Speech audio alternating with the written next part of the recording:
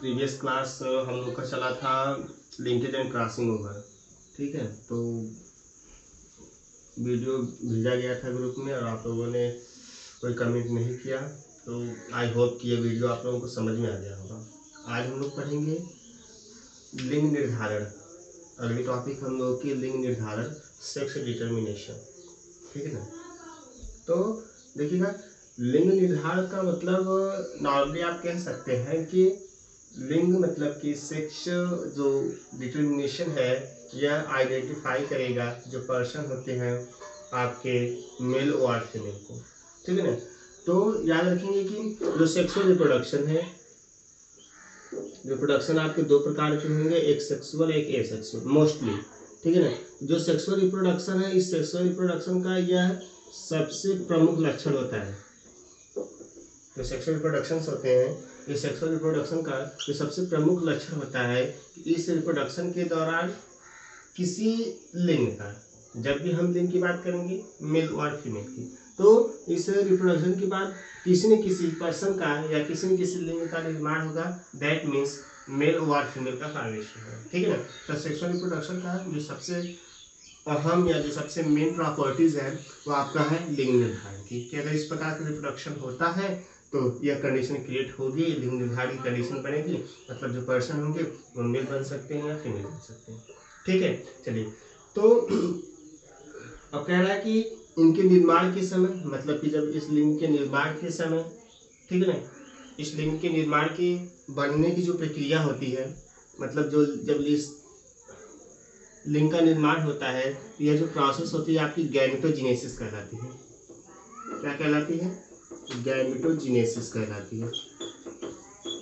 ठीक है, गैमेटोजेनेसिस मतलब लिंग निर्माण बनने की जो प्रक्रिया होती है वो आपकी गैमेटोजेनेसिस कहलाती है। चलिए देख लीजिए, गैमेटोजेनेसिस क्या होता है, या इस प्रक्रिया की कह रहा है कि लिंग निर्माण के समय की जो प्रक्रिया होती है गैमेटोजेनेसिस कहलाती है। तो कैसे गैमेटोजेनेसिस कहलाती है, तो देख लीजिए, gametogenesis that means formation of gamete,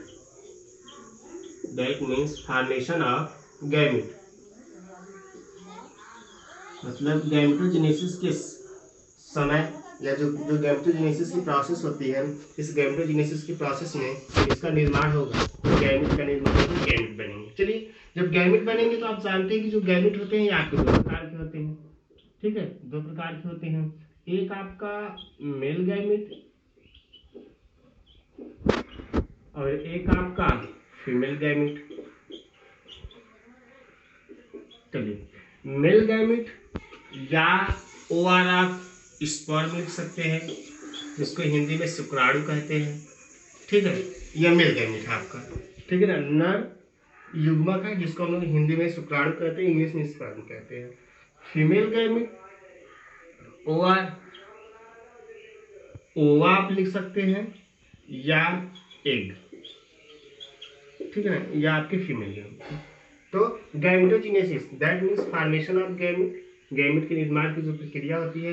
अब गैमेट निर्माण होगा, मतलब गैमेट निर्माण हो गया तो मेल गैमेट बनेगा या फीमेल गैमेट बनेगा, मतलब स्पर्म और ओवा बनेंगे। जब आगे की प्रोसेस फर्टिलाइजेशन होगी तो किसी न किसी एक पर्सन का निर्माण होगा, चाहे मेल बने चाहे फीमेल बने। तो वही यह कह रहा है कि लिंग निर्माण की जो प्रक्रिया है वो आपकी गैमेटोजेनेसिस कहलाती है। Gametogenesis that means formation of gametes. ठीक है ना। फॉर्मेशन ऑफ गैमेट्स मतलब गैमेट के निर्माण की प्रक्रिया। तो गैमेट आपके दो प्रकार के हो गए, दैट इज स्पर्म एंड ओवा। अगर स्पर्म होगा तो यह मेल गैमेट के अंतर्गत आएगा, ओवा या एग होगा तो यह आपका फीमेल गैमेट के अंतर्गत आएगा। ठीक है, चलिए अब हम पढ़ेंगे कि जंतुओं में जो गुणसूत्र पाए जाते हैं। अच्छा, एक मिनट, एक नोट पॉइंट है, इसको देख लीजिए। कह रहा है कि chromosomal theory of sex determination, chromosome के आधार पे, chromosomal theory of sex determination.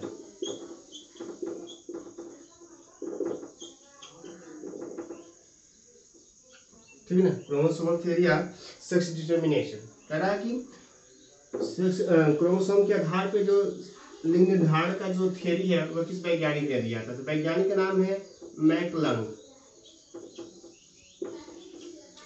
इन्होंने, याद रखेंगे एक नंबर के लिए, ठीक है, के वैज्ञानिक मैकलन ने क्रोमोसोम्स के आधार पे लिंग निर्धारण की प्रक्रिया या लिंग निर्धारण की थ्योरी दी थी।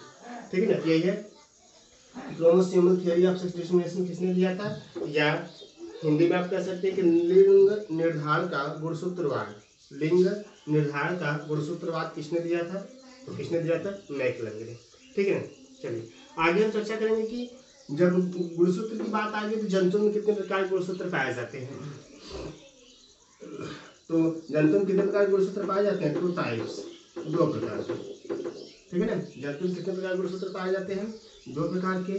पहला जो गुणसूत्र आपका होगा ये आपका होगा autosomal, autosomal chromosome, autosomal chromosomes.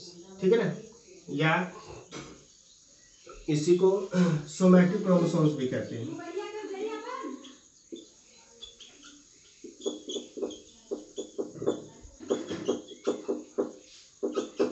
इसी को सोमैटिक क्रोमोसोम्स कहते हैं। ठीक है ना, तो ऑटोसोमल हिंदी में इसको दैहिक गुणसूत्र कहते हैं।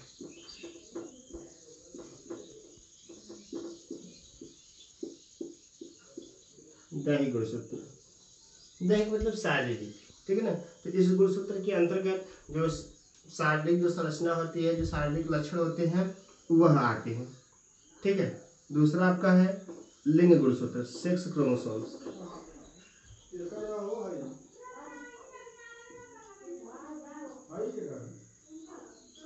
सेक्स क्रोमोसोम्स दूसरा, इसके अंतर्गत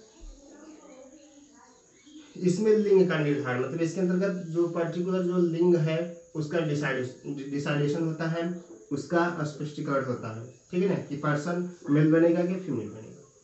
ठीक है, चलिए तो हेडिंग आप डालेंगे, हो गया। चलिए देखिए, कह रहा है कि जो काय गुणसूत्र होते हैं, जो काय गुणसूत्र होते हैं यह संख्या में अलग अलग, ठीक है ना, संख्या में अलग अलग जंतुओं में अलग अलग पर निश्चित होते हैं। संख्या में अलग अलग भी हो सकते हैं, जंतुओं में अलग अलग हो सकते हैं, लेकिन आपके कांस्टेंट होंगे, निश्चित होंगे। ठीक है ना, कांस्टेंट होंगे आपके, निश्चित होंगे। जबकि जो लिंग गुणसूत्र है, ठीक है ना, लिंग गुणसूत्र के एक जोड़े में गुणसूत्र समान भी हो सकते हैं। इसमें जो लिंग गुणसूत्र है, इसमें एक पेयर में, एक जोड़े में जिनकी संख्या होती है वह समान भी हो सकती है। ठीक है, और आपकी असमान भी हो सकती है। तो अगर समान होगी, ठीक है ना,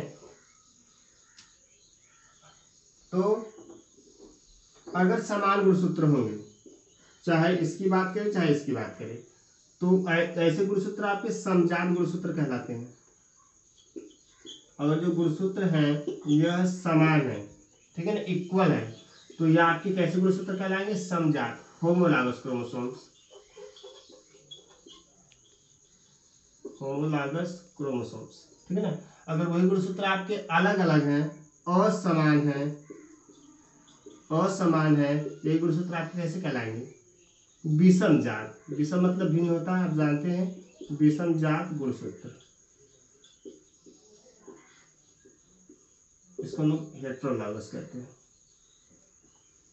ठीक है, तो फिर से सुन लीजिए, गुणसूत्र आपके 2 प्रकार के, ऑटोसोमल्स या दैहिक गुणसूत्र। इसके अंतर्गत जो सार्वजनिक संरचनाएं होती हैं, शारीरिक संरचनाएं वह आती हैं, उनके कैरेक्टर्स आते हैं। जबकि जो सेक्स क्रोमोसोम्स होता है, इसके अंतर्गत जो पर्टिकुलर आपके जो लिंग का निर्धारण होता है या मेल या फीमेल का निर्धारण होता है, वह इसके अंतर्गत, वह गुणसूत्र इसके अंतर्गत आते हैं। कह रहा है कि अगर गुणसूत्र जो होते हैं प्राय या ऑटोसोमल जो गुणसूत्र होते हैं या कैसे गुणसूत्र होते हैं, समजात गुणसूत्र होते हैं, होमोलॉगस क्रोमोसोम्स होते हैं। जबकि जो सेक्स डिटरमिनेशन या जो सेक्स क्रोमोसोम्स होते हैं यह हमेशा नहीं, मतलब किसी किसी में समान, किसी में भिन्न होते हैं। तो यह आपके असमान होते हैं, मतलब समजात गुणसूत्र होते हैं।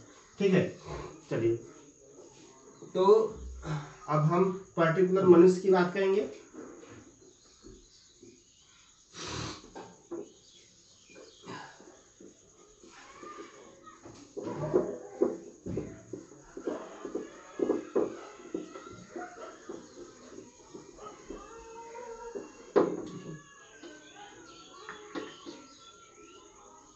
इन ह्यूमन बींग्स,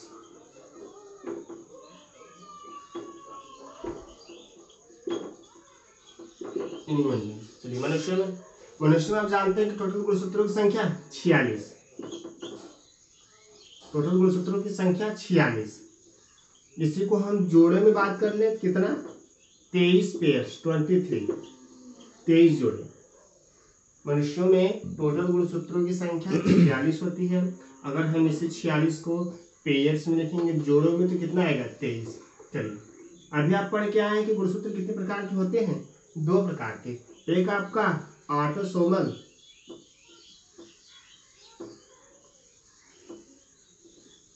दूसरा आपका सेक्स क्रोमोसोम्स। चलिए इस 23 में जो 22 पेयर्स होते हैं 22 पेयर्स,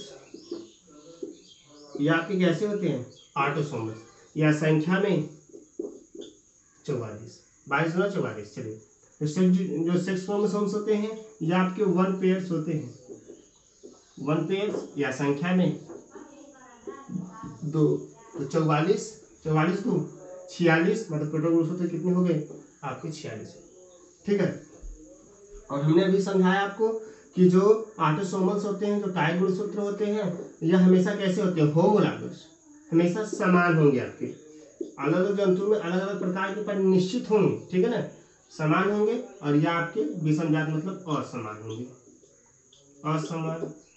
ठीक है। चलिए तो कह रहा है कि 22 जगह था, तो अब यह जो होगा यह आपका XX इन फीमेल, जो गुणसूत्र आपके होंगे टोटल वो आपके रिप्रेजेंट बाई फीमेल में, स्त्रियों में XX, जबकि पुरुषों में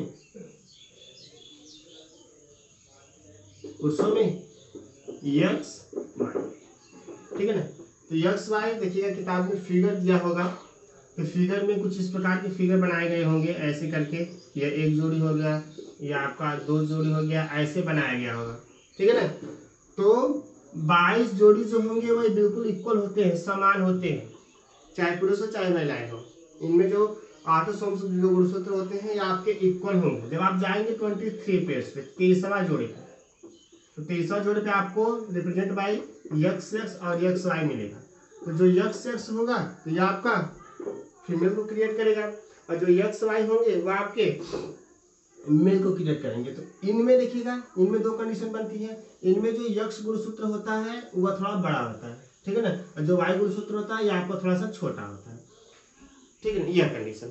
ठीक है ना, कि X जो बड़ा छड़नुमा होता है और Y आपका छोटा होता है, तो XY हो जाएगा। तो यहाँ पे इन मेल पुरुष का निर्माण होगा, और यही आपका XX होगा तो इन फीमेल का निर्माण होगा। आगे देखिए कह रहा है कि क्लियर है इतना। चलिए आगे देखिए,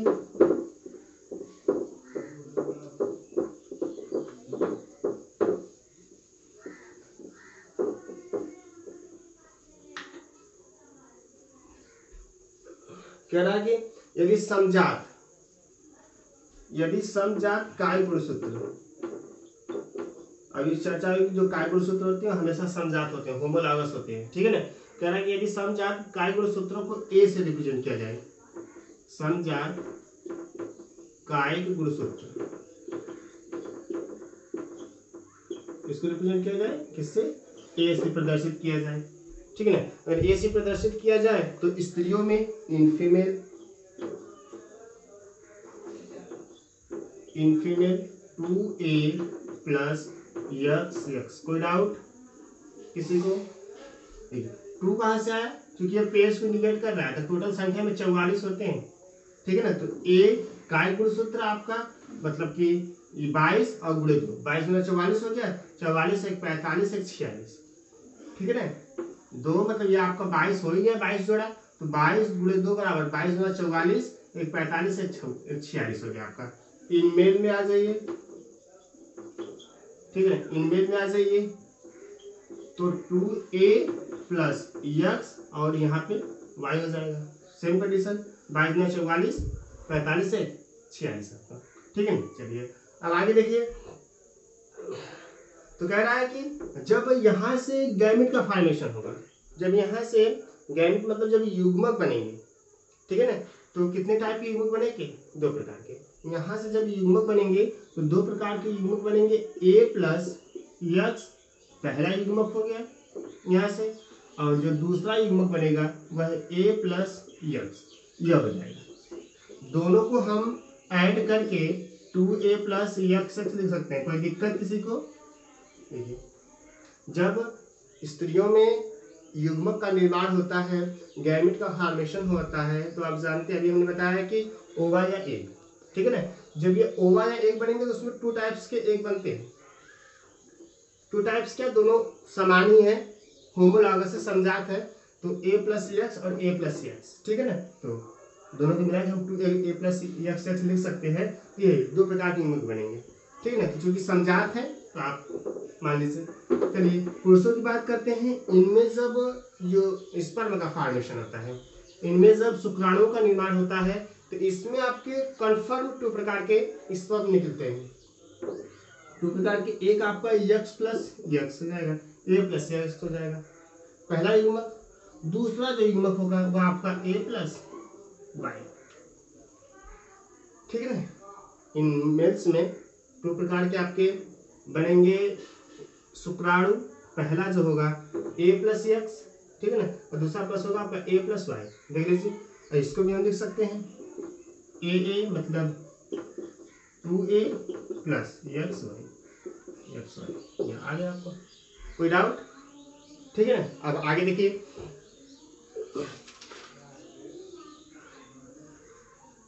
ठीक है ना। तो अब हम इसी को कराएंगे पुनः चार्ट द्वारा, करा लीजिए।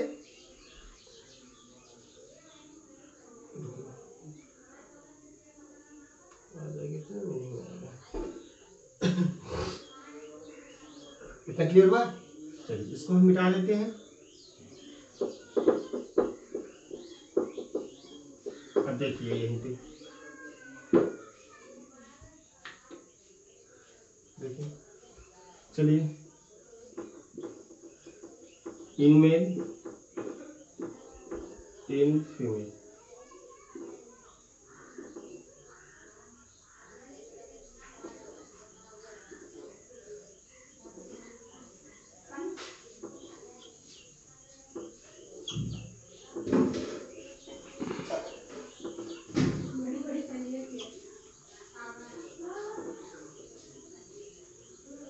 ये आपका फीमेल हो जाएगा, यह ऑलरेडी मेल है। तो अभी आप देखिए कि मेल में 2 प्रकार के a प्लस यक्स और a प्लस वाई अभी हमने बताया, ठीक है ना। चलिए फीमेल्स में ले लीजिए, a प्लस यक्स ही बनेगा और आपका a प्लस यक्स ही बनेगा, ठीक है। चलिए इसका इसके साथ तो 2a plus x x x x, इसका इसके साथ 2a प्लस यक्स वाई, इसका इसके साथ 2a प्लस यक्स यक्स, इसका इसके साथ 2a प्लस यक्स। क्लियर? चलिए यक्स गुणसूत्र है तो किसका फॉर्मेशन होगा? गर्ल्स का। यक्स वाई है तो वाई का, यक्स एक्स है तो गर्ल्स का, और यक्स वाई है तो वाई का। चलिए करा कि अगर निषेचन के पश्चात, ठीक है ना, निषेचन के पश्चात यदि अंडाणु मतलब यक्स गुणसूत्र वाले, यक्स लिंग गुणसूत्र, ठीक है ना, तो यक्स तो मान लीजिए समान है ही, बस हम देखिए इसमें भी यक्स इसमें भी यक्स, ठीक है ना, और यहाँ पे भी यक्स तो होगा, यहाँ पे यक्स एक्स और यक्स, बस हम पर्टिकुलर ध्यान देंगे इस पे, किस पे? वाई वाले पे। अगर कहा कि निषेचन के समय अगर यह वाई वाला, निषेचन के समय अगर यह वाई वाला इस यक्स के पास आएगा, निषेचन के समय अगर यह वाई वाला इस यक्स के पास आएगा तो क्या बनेगा? यक्स वाई, मतलब जो युग्मक बनेगा, जो जाइगोट बनेगा, वह किसके रूप में बदल जाएगा? आगे चल के किसका निर्माण करेगा? वाई का निर्माण करेगा। दूसरी कंडीशन में 2 कंडीशन है। पहली कंडीशन, अगर निषेचन के समय वाई गुणसूत्र इस यक्ष के साथ समेकित होता है, ठीक है ना। मतलब जो शुक्राणु होता है ये अंडाणु के यक्ष से, ठीक है ना, यक्ष के साथ समेकित होगा तो ये यक्ष और वाई का निर्माण करेगा। यक्ष और वाई बनेगा तो किसका क्या फॉर्मेशन होगा, वाई का, मतलब लड़का बनेगा, ठीक है ना। या जो आगे की जो प्रोजेनी होगी वह लड़के के रूप में विकसित होगी, वाई के रूप में। कह रहा है कि अगर आपका यह यक्ष वाला इस यक्ष के साथ समेकित होगा, दूसरी कंडीशन है कि यदि अंडाणु यक्ष लिंग गुणसूत्र वाला शुक्राणु यक्ष वाले से, ठीक है ना, यक्ष वाले से समेकित होगा तो यक्ष वाले से समेकित होगा तो यक्ष इसका भी हो जाएगा, यक्ष इसका भी हो जाएगा। तो आगे चल के जो कंडीशन क्रिएट होगी वो किसकी कंडीशन बनेगी, गर्ल्स, ठीक है ना, किसी बच्चे का निर्माण होगा। चलिए आगे देखिए, नोट पॉइंट देख लीजिए, यह काफी इंपॉर्टेंट है, नोट लिख लीजिए। इससे हमारे समाज में यह मतलब कि ऐसी बहुत सी कंडीशन क्रिएट हुई होंगी, आप लोग देखे भी होंगे। नॉर्मली हर गांव में यह कंडीशन बनती है कि कोई ऐसा पर्सन है या कोई ऐसे मतलब पेरेंट्स हैं जिनको लड़की ही होती है, लड़का नहीं होते हैं, तो लोग यह कंडीशन जो है या यह जो प्रॉब्लम है या उनके जो घर वाले हैं स्त्रियों को दोष देते हैं कि ऐसी कंडीशन है, इसी कारण मतलब लड़का नहीं होता है, बस बच्चे ही लड़कियां ही पैदा होती हैं। तो आप ध्यान देंगे स्पष्ट रूप से, आपके सामने जो पूरा डायग्राम है, आप ध्यान देंगे कि ऐसी कंडीशंस में फीमेल्स जो होती हैं उनकी कोई रिस्पॉन्सिबिलिटी नहीं होती है। ऐसी कंडीशंस में जो फीमेल्स होती हैं उनकी कोई रिस्पॉन्सिबिलिटी नहीं होती। क्यों नहीं होती है, क्योंकि जो उनके युग्मक है, उनके जो गैमिट हैं, उनके जो एग है वह तो समान है, A+S A+X, ठीक है ना, तो उनके समान है। जो कंडीशन क्रिएट होती है कि लड़का बनने की, वह किस पर डिपेंड करता है, पुरुषों पर डिपेंड करता है कि उनके जो गुणसूत्र है, उनके जो गैमिट्स हैं, दो प्रकार के गैमिट्स बनेंगे, कि एक्स वाला बनेगा, एक आपका वाई वाला बनेगा। तो आप कंडीशन यह डिपेंड करती है कि यह यक्ष वाला अगर यक्ष के साथ ही निषेचन होगा तो हमेशा गर्ल्स ही बनेंगी। तो गर्ल्स बनेंगी तो यानी कि महिलाओं की प्रॉब्लम से, यहाँ पे तो यक्ष है, ठीक है ना, तो यह यक्ष गर्ल्स का फॉर्मेशन करेंगी। और अगर उस पुरुष का वाई वाला जो शुक्राणु है, अगर यह वाई वाला शुक्राणु इस स्त्री के यक्ष शुक्राणु के साथ निषेचित होगा तो तब जाके किसका फॉर्मेशन होगा, वाई का। तो यह कदापि आप नहीं कह सकते कि अगर कंडीशंस लड़की बन रही हैं तो इनमें महिलाओं का दोष होता है, ठीक है ना। तो नोट में यही है कि अतः यह स्पष्ट है कि लिंग निर्धारण में स्त्री का कोई योगदान नहीं होता है, ठीक है ना।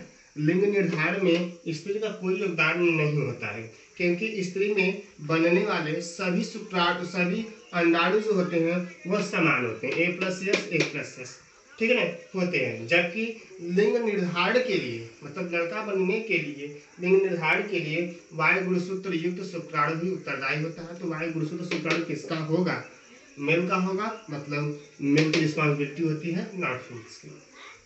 थैंक्स, आज के लिए बस इतना ही।